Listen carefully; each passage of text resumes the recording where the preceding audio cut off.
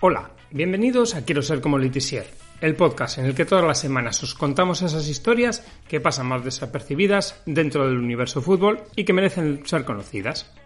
No sé si me echabais en falta, pero la verdad es que yo sí que iba teniendo ganas de ponerme delante del micro y saludaros.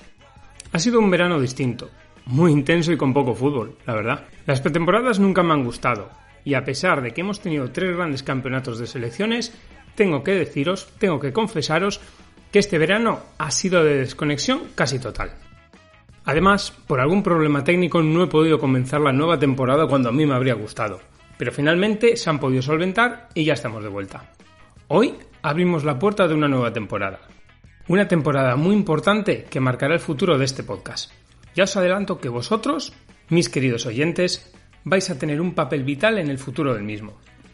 No me quiero poner dramático, pero lo cierto es que esta 2021-2022 es la definitiva. Pero tiempo al tiempo, que ya habrá otros momentos para todo esto. Ahora sí, sin más preámbulos, empezamos. ¿Quieres ser como Letizier?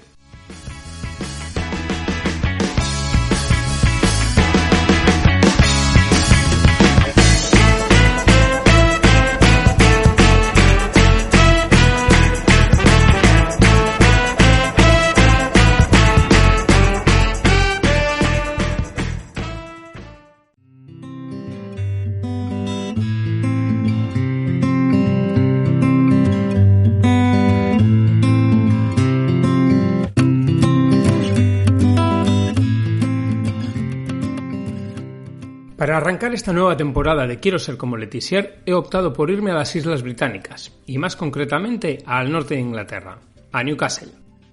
Viajamos hasta allí para conocer la historia del primer futbolista brasileño que jugó en Inglaterra, cuando la Premier todavía no era la Premier, pero me parece una historia muy interesante.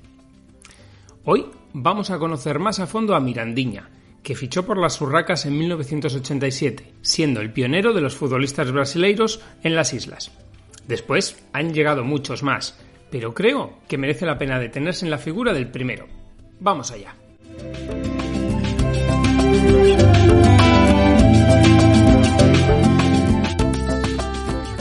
Francisco Emandi Lima da Silva nació el 2 de julio de 1959 en Brasilia.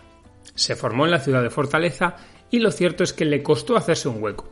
Lo consiguió a la tercera en el Ferroviario, tras haber pasado por Ceará y Fortaleza. Su buen hacer le permitió dar el salto al Ponte Preta, donde siguió mejorando hasta disputar la Taça de Ouro, lo que hoy sería la Serie A de aquel país en 1981, con el Botafogo de Río de Janeiro. Poco a poco nuestra protagonista pudo hacerse un nombre en el fútbol de su país, y tras pasar por clubes como Náutico, Portuguesa y Palmeiras, es en 1987 cuando da el salto a Europa de la mano del Newcastle, que en aquel entonces disputaba la First Division, y que contaba en sus filas con un joven Paul Gascoigne.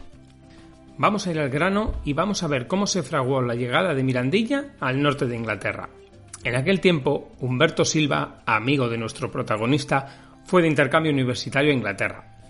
En aquella especie de Erasmus, digámoslo así, hizo amistad con el agente de Nigel Mansell, célebre piloto de Fórmula 1 que llegó a ser campeón del mundo en 1992. Pues bien, su agente tenía una excelente amistad con Malcolm McDonald, ex delantero del Newcastle.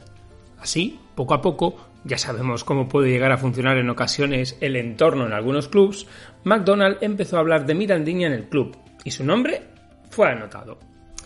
Lo que acabó de decidir a los dirigentes de Tyneside a fichar al delantero brasileño fue su destacada actuación en la Rose Cup de mayo de 1987. Esta competición sucedió en el tiempo al British Home Championship, torneo que comenzó a disputarse allá por 1883 y que enfrentaba a Escocia, Gales, Inglaterra e Irlanda hasta 1950, cuando Irlanda del Norte tomó el lugar de esta última. Pues bien, buscando un aire más competitivo, se creó la Rose Cup, que en sus 2 primeras ediciones solo enfrentó a Escocia e Inglaterra, pero que después contaría además con una invitada sudamericana, como fueron Brasil, Colombia y Chile. Este torneo solo tuvo 5 ediciones, pero la destacada participación de la verde amarela en 1987, empataron a 1 en Wembley frente a Inglaterra y vencieron en Hampden Park a Escocia, sirvió para hacer que los dirigentes del Newcastle se decidieran a fichar a Mirandinha. El brasileño marcó en el empate frente a los Three Lions en Wembley y fue el hombre del partido frente a la Tartan Army a pesar de no marcar. Su gol en Wembley sonó así.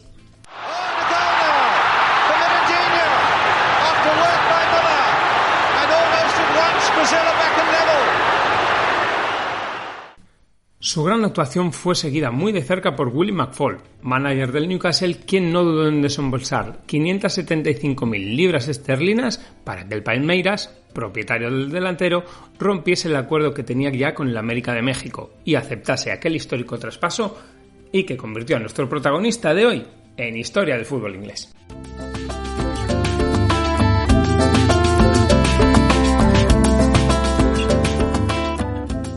Así, de la noche a la mañana, Mirandinha, que incluso tenía ya los billetes para viajar a México, se convirtió en el primer brasileño en jugar en Inglaterra.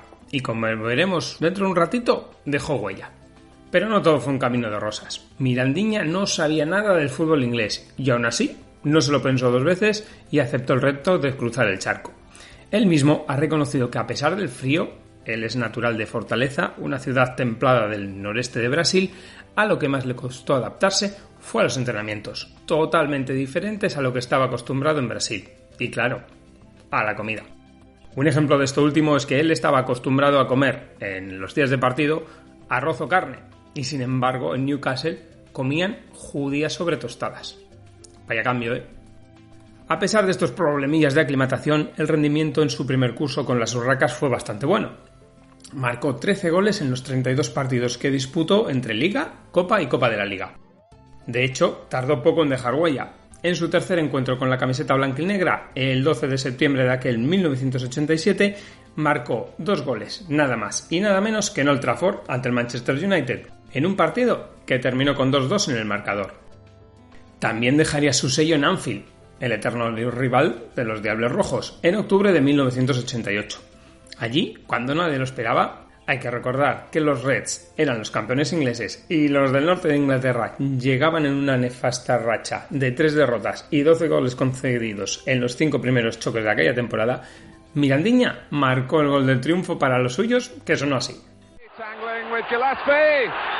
And Mike Peck, the referee, has given Newcastle United a penalty here. Gillespie on Hendry. 7 minutes left. Mirandinha! Creo que no se puede hablar de aquel Newcastle y no hablar de uno de los futbolistas más emblemáticos del fútbol inglés, Paul Gascoigne. Gatza solo compartió vestuario con Mirandinha en la primera campaña del brasileño en St. James's Park, pero enseguida hicieron buenas migas. De hecho, al inglés le encantaba la comida brasileña, basada en arroz, judías, costillas de cerdo, que preparaba un cocinero que se había traído nuestro protagonista desde Bahía. Tan buena era la relación que incluso el inglés esperaba en la puerta de casa del brasileño a que éste llegase para compartir comida y seguro que buenas risas. Me imagino que ya conoceréis, que ya habréis oído hablar del carácter bromista de Gascoigne. Pues bien, para que os hagáis una idea, ahí va un ejemplo de la etapa junto a nuestro Mirandinha. En aquellos días era costumbre, a la vuelta de los partidos lejos de Newcastle, parar a comer fish and chips, costumbres de cada club, ¿qué le vamos a hacer? Pues bien, un día, volviendo de Norwich, esa parada estaba tardando demasiado, al menos eso pensaba la cabeza de Paul Gascoigne, en producirse. Este llamó a Mirandinha y le dijo que fuese donde el entrenador y le dijese: «Mr. Willy, estoy jodidamente hambriento». El bueno de Mirandinha, con toda su buena voluntad, fue a los asientos delanteros del autobús y repitió esas palabras ante el mister. Creo que las carcajadas de toda la expedición se oyeron hasta el otro lado del Canal de la Mancha. Mirandinha reconoce que ese tipo de bromas le ayudaron a integrarse. Además, su relación con el genio inglés era tan buena que años después ha llegado a reconocer que incluso llegaron a fingir discusiones entre ellos sobre el terreno de juego, porque uno no le había pasado el balón y cositas de esas. Así llamaron la atención de la prensa y al parecer funcionó. Incluso Gascoigne regaló a una de las hijas de Mirandinha un perrito y a esta, encantada de la vida, quiso llamarlo Gatza.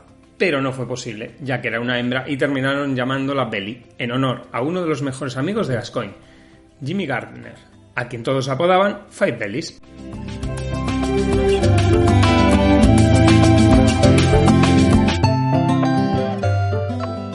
Tras la marcha de Gascoigne en el verano de 1988 rumbo al Tottenham, Mirandiña siguió marcando goles para el Newcastle. En concreto, en su segunda y última temporada en St. James's Park, anotó 10 dianas en 35 partidos, sumando todas las competiciones. El Newcastle, sin embargo, terminó colista y perdió la categoría, lo que supuso la llegada de un nuevo manager que no estaba tan enamorado del juego del brasileño como su predecesor. Gene Smith no le quería, y Mirandiña, con la esperanza de hacerse un hueco en la canariña que iba a disputar el Mundial de Italia 90, puso rumbo al Palmeiras. Lo cierto es que su retorno no fue del todo bien, y en 1991 fichó por los belenenses en Portugal, pero solo disputó 3 partidos con os Azuis do Restelo, antes de volver a Brasil, para jugar la Libertadores con Corinthians, donde no fue muy bien recibido por sus aficionados, debido a su paso anterior por Palmeiras, y la rivalidad existente entre ambos clubes. En 1992 recibió la llamada de Kevin Keegan para retornar a Newcastle, pero en una decisión de la que se arrepintió, decidió permanecer en Brasil. Traspasos ni demasiado provechosos ni brillantes por Fortaleza, Shimizu S-Pulse o Belmar Hiratsuka, se retiró en 1995. Desde entonces se ha dedicado a dirigir a equipos sin demasiado pedigrí a nivel mundial y en países con poca tradición futbolera, como Sudán o Malasia, además de clubes menores en su Brasil natal. En 2014 ejerció como manager del Estadio Castelao, en Fortaleza, durante la celebración de la Copa del Mundo. A pesar del tiempo transcurrido y de solo haber defendido la camiseta de las Urracas durante 2 cursos, Mirandiña ha regresado a Newcastle y ha podido sentir el calor de la que fue su afición, como en 2016, cuando acudió a la ciudad a la inauguración de un restaurante brasileño. Aprovechando la ocasión, acudió a ver a su Newcastle y en el descanso los 55.000 espectadores reunidos en el terreno de juego le brindaron una calurosa ovación. Para que os hagáis una última idea del calado que tuvo nuestro protagonista de hoy en la ciudad de Newcastle, en una de las navidades, durante su estancia como jugador, él fue el encargado de hacer el encendido de las luces en el centro de la ciudad, algo que a lo largo de los años en lo futbolístico solo han conseguido auténticas leyendas del club como Kevin Keegan.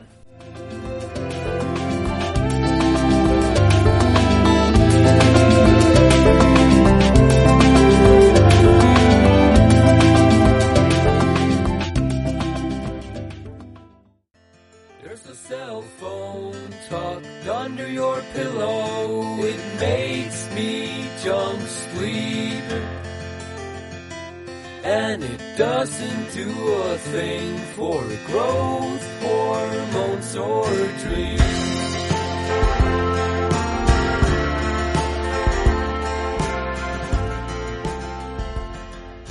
Llega el momento de la despedida y seguimos haciéndolo una temporada más de la mano del Weapons de Dark Rocks. Espero que hayáis disfrutado conociendo a Mirandiña, el primer brasileño que jugó en Inglaterra, mucho antes de que la Premier fuese lo que es hoy en día. Espero vuestros comentarios y sugerencias en iVoox, en mi Twitter, g_arteche. Por cierto, gracias Gustavo Flores, que no me olvido por tu comentario de apoyo en dicha red social, en Instagram o en la página de Facebook de Quiero Ser Como Letizier.